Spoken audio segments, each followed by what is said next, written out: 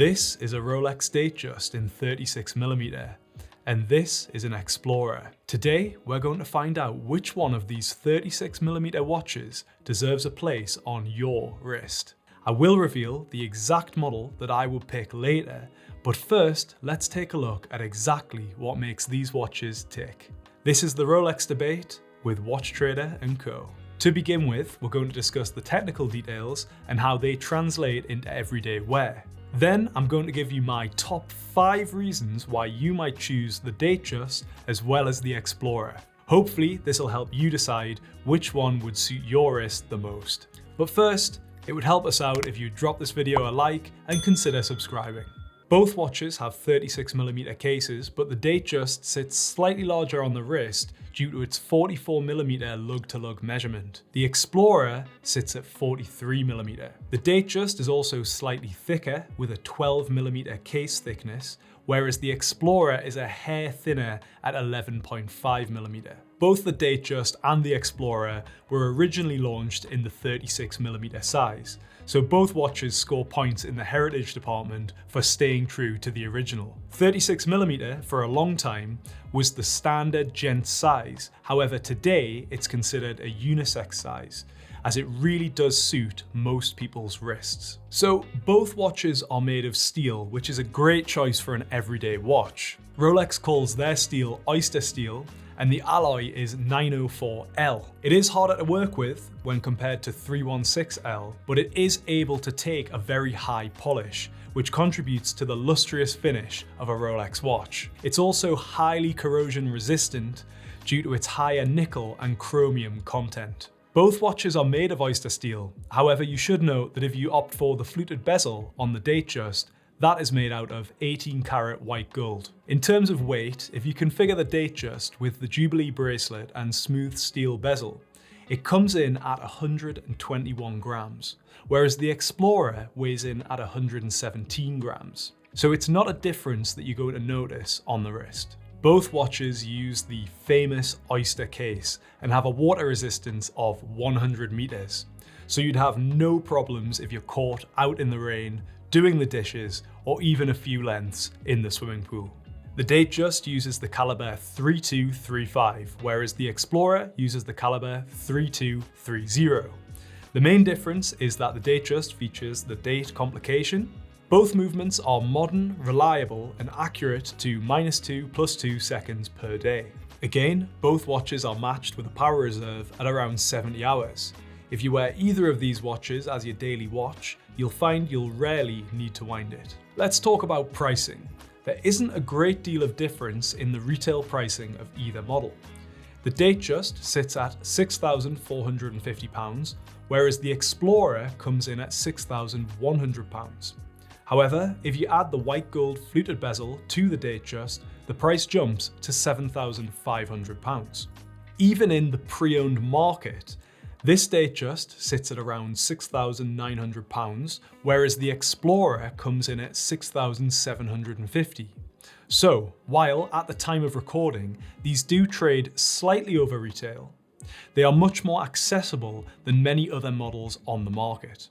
As you can see, both watches sit very similarly on the wrist. The difference in thickness is barely noticeable, and both look fantastic. With the Explorer being a professional watch, it comes with the double clasp, whereas the Datejust only has the single. Both of them feel very secure on the wrist, and I can't imagine either of them becoming unfastened unintentionally. In the grand scheme of things, most people aren't going to be doing anything too extreme with the Explorer on their wrist, which kind of renders the double clasp as a nice to have. However, it is very satisfying to use, so you can decide how much weighting that would have on your decision. The bracelet on the Explorer is noticeably narrower than the Datejust's. It starts at 19mm at the lugs and tapers down to a slender 14mm at the clasp, whereas the Datejust starts at 20mm and tapers down to 15.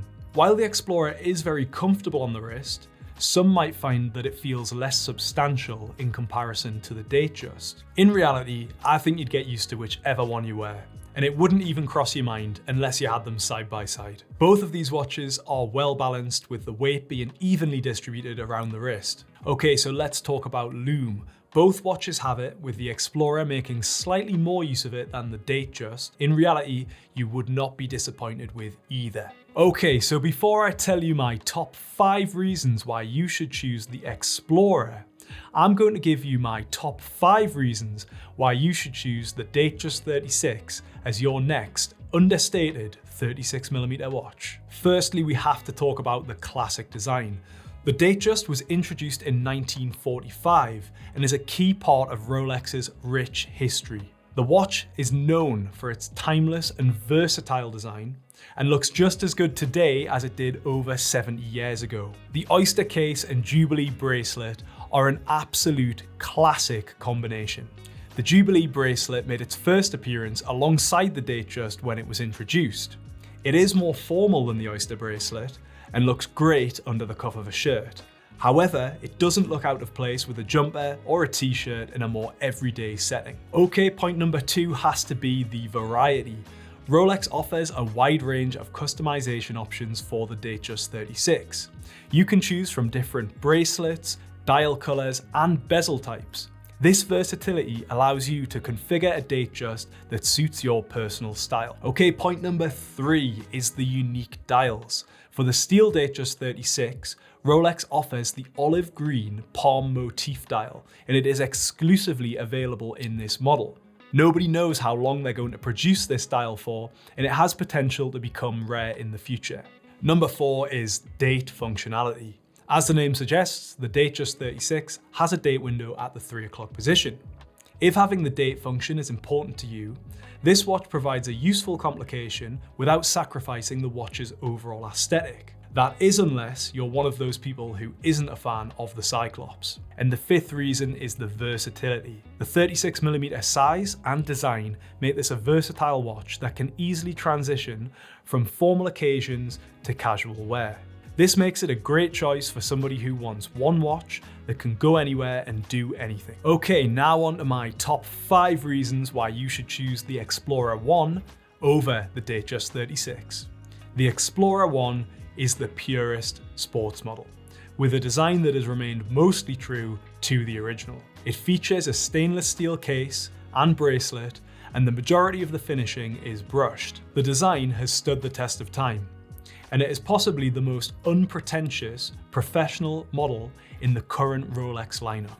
So reason number 2 is that this watch is a watch that is worn by enthusiasts. If you see somebody in the street wearing an Explorer, it's quite likely that they have a passion for watches and they enjoy talking about them. Reason number 3 is the time-only functionality. If you like a clean and straightforward watch without any additional complications, the Rolex Explorer could fit the bill. It focuses on the essential function of telling the time with accuracy and precision. Reason number 4 is heritage. The Explorer is deeply rooted in Rolex's association with exploration and mountaineering. It's closely related to the watch that accompanied Sir Edmund Hillary and Tenzing Norgay to the summit of Mount Everest in 1953. So if you appreciate the historical significance and adventurous spirit of Rolex, the Explorer 1 is a fitting choice. And the 5th reason is the understated elegance.